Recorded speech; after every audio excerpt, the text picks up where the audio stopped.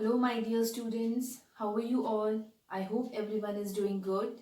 So, welcome back to your social studies class. Let's continue with our today's class. Class 3rd in your social studies class. Today we'll continue with lesson number 10, the Earth, a living planet. In the previous video, I told you about the Earth, that Earth is the only one planet in the solar system that has life on Earth. Okay, that has life. Okay, so it is the only one planet that makes life possible. There are few components that make life possible on Earth. And what are those components? That are land, water, air, and heat and light. So we discussed about the land in the previous video. So today we'll continue with the second component of the component that make life possible on Earth. That is water. So we all know that water, our planet Earth, our planet has more water than land. Okay, as I told you, the 71% of our Earth's surface is covered with water. Or you can say the 3/4 of the Earth's surface is covered with water, and that water that is covered with the area which is covered with water, that is found in oceans and seas. Now, what are oceans and seas? Oceans and seas are large water bodies. They are the large water bodies and they contain salt, containing salt, and that surround the continents. It surround the continents, oceans and seas. Continents, I told you in the last video, the previous video, that there are 7 continents in the world. Okay. Then after that, 96.5% of Earth's water, the Earth's water, out of 96.5% of Earth's water, it is in ocean. Okay, 96.5% of Earth's water is contained in oceans. So the fresh water, which are the sources of fresh water? Rivers, streams, lakes and ponds. These are the sources of fresh water. So there are 5 oceans in the world. How many oceans are there in the world? There are 5 oceans in the world. So they are, number 1 is Pacific Ocean. Number 2 is Atlantic Ocean.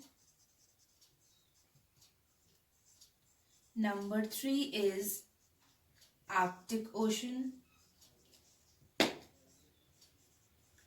Number 4 is Indian Ocean.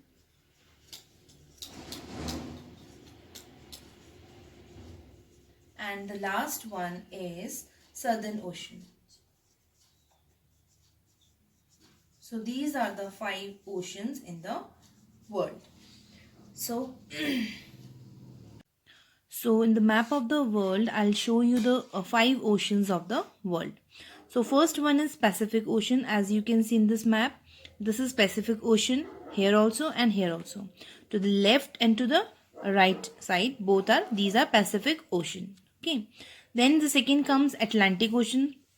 You can see here, this is Atlantic Ocean. These all water bodies are Atlantic Ocean. These all are blue in color. Why this is blue in color? Because these all are water bodies. Okay. Then this is Atlantic Ocean. Then comes Arctic Ocean on the top. You can see Arctic Ocean. Okay. These all blue is Arctic Ocean. Then is Indian Ocean. Just below our India, just as you have seen in the map of India also, below the map of India there is Indian Ocean. And the last one is Southern Ocean here. This is the Southern Ocean. Okay. So in the map of the world, just revise all these oceans of the world. Then the second component of life is air. Okay.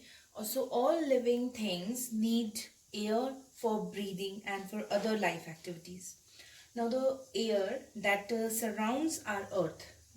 Air, you all know that air surrounds our earth, and it has many important gases like oxygen, nitrogen and carbon dioxide.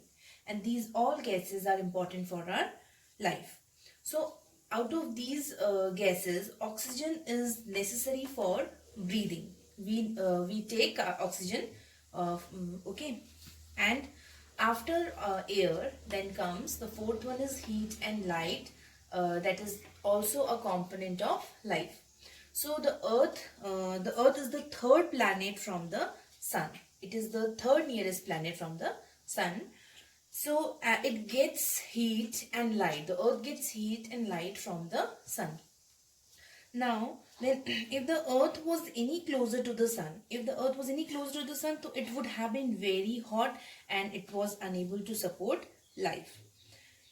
If the Earth was farther away from the Sun, then it would have been too cold. And we could not. Then we were unable. There also life just because of too cold, or we could not survive. Okay, so our Earth is located at the right distance from the Sun to support life. Okay, now this is heat and light. Now after that comes shape of the Earth. Now what is the shape of the Earth?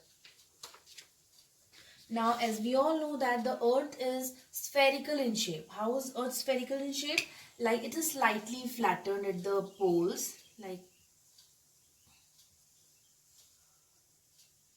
Okay, it is slightly flattened at the poles. Here it is slightly flattened, okay, at both the poles. But at the equator means here, the center of the Earth, it is it bulges, like it bulges at the equator. So this is because of the rotation of the Earth, because the Earth rotates. That is why on its axis. That is why. So the rotation of the Earth causes what? The rotation of the Earth causes day and night. So because it causes day and night, because one part of the Earth moves away from the Sun during this movement while the other faces it. Okay, but like the Sun is here, one part is facing towards the Sun, so this part experience day and other part experience night because it does not get the heat.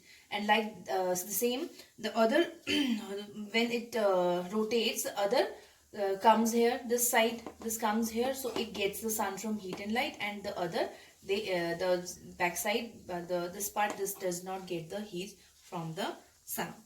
So that is why the days and night we experience, just because of the rotation of the Earth. So today we have completed this lesson. If you have any queries regarding this lesson, you can mail me and ask your queries. This much for today. Thank you.